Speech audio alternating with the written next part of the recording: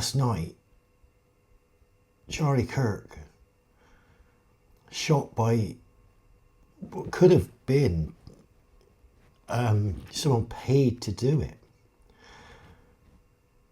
You got to look, you look at what happened, 200-yard shot, hit perfectly. And from what I understand, Charlie was wearing a bulletproof vest. The bullet bounced off the vest. It was designed to protect him, aimed for his heart, but it bounced off his chest and actually went up and into his neck.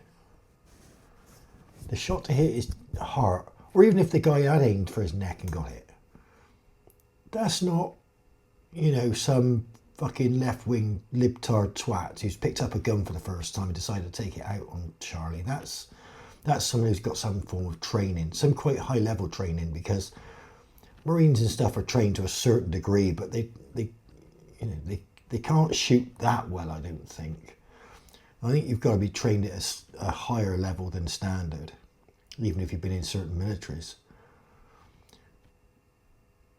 But Charlie was just someone who, it's amazing how much it affects people, because I never thought it would affect me. You can normally watch stuff and not be too upset, but it actually upset me. And, it's nearly 24 hours later and I still can't process what's going on. But all Charlie Kirk ever wanted to do was debate.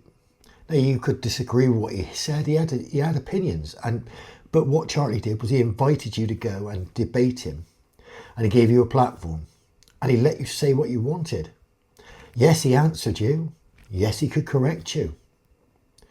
But you had the platform, and if your argument was good enough, you would have won. Most people didn't, because he knew what he was talking about, and he'd researched and studied and done all of the background work. So what his opinions were formed from was information, was facts, was statistics. He knew everything that he needed to know to have the arguments he had and have the views he had. But he never stopped anybody arguing with him and talking to him and debating him. And he made a living by going around the universities, basically opening the minds of people that were sitting there with closed minds, having been indoctrinated into this left-wing woke ideology, this woke mind virus that destroys people. But that's what he was guilty of. He never threatened violence on anybody, never wished violence on anybody. Simple as that.